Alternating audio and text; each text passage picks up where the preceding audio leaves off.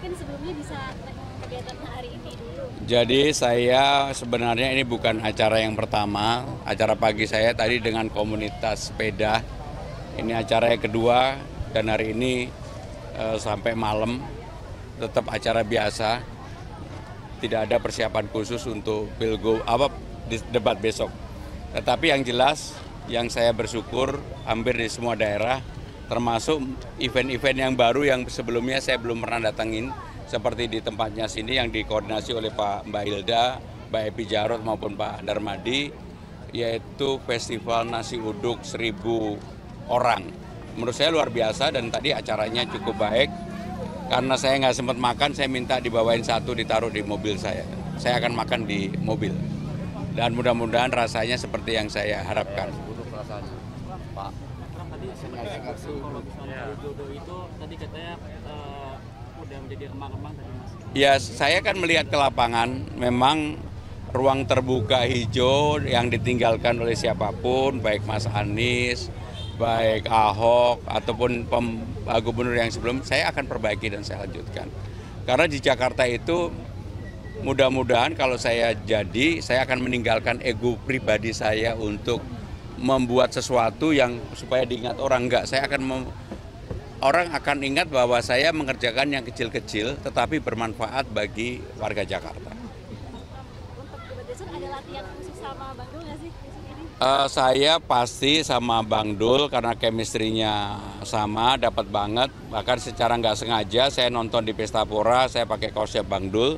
Tadi malam Bang Dul nonton di Synchronize, dia pakai kaos saya. Padahal Bang Dul nggak tahu kalau saya pernah pakai kaosnya Bang Dul. Saya sendiri juga nggak tahu. Baru tadi malam di tag loh. Kok. Jadi artinya secara chemistry saya dan Bang Dul dapat banget. Untuk substansi juga kita berdua nanti akan nggak membagi diri bahwa ini saya yang menjawab atau Bang Dul yang menjawab, tetapi lebih pada bagaimana kita berdua bersama-sama. Mas Pram, besok kan temanya pengembangan SDM dan transformasi Jakarta menuju kota global. Nah, mungkin nggak perlu detail, tapi apa secara umum yang akan Jadi untuk kota global ada acuannya. Global Index Jakarta ini sekarang nomor 74 dari 156. Artinya di average kita itu jauh di bawah Singapura. Singapura nomor 7, nomor 1 itu New York. Tapi benchmark kita harus Bangkok. Bangkok itu nomor 47 kalau nggak salah. Maka kalau Jakarta mau maju, tapi kita lebih baik dari Manila, lebih baik dari Hanoi dan sebagainya.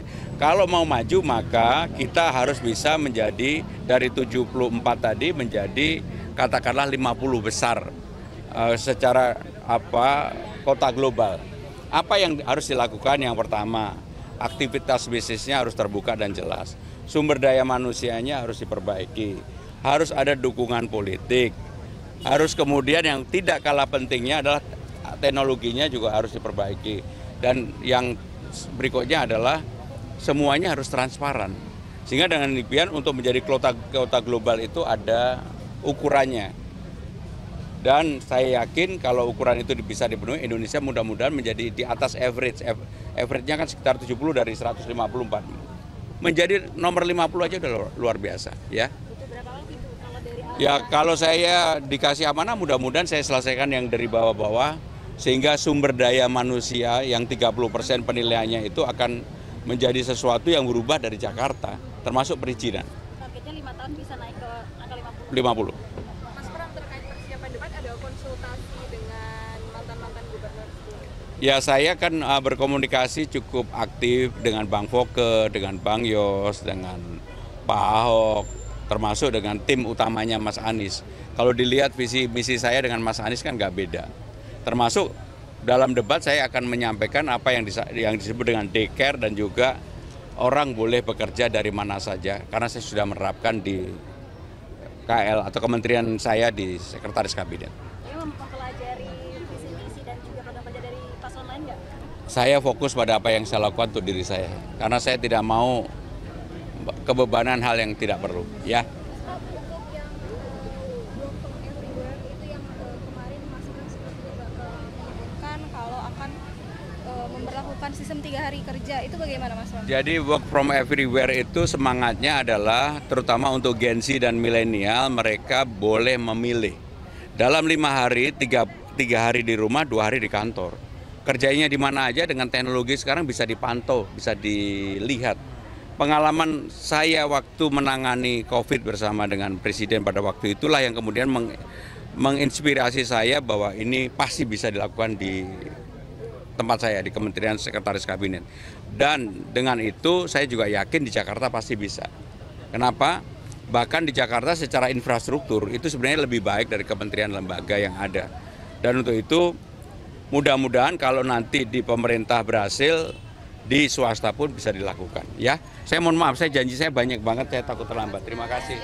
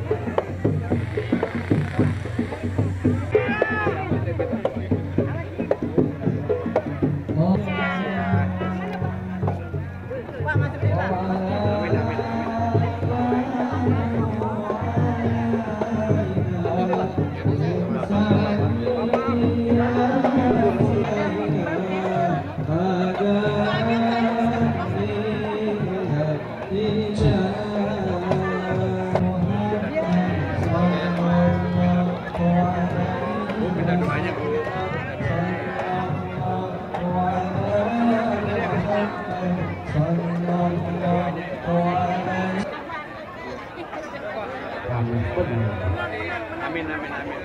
Udah pasti lagi kan. Iya. Gue lihat orang dari kepala pengen jubel, bener. Gue mau masuk kayak susah. Bapang gitu dulu, bapang gitu. Gue aja masuk susah. Ini yang gue harap nih. Nah, ini jadi calon Pak Gubernur ini.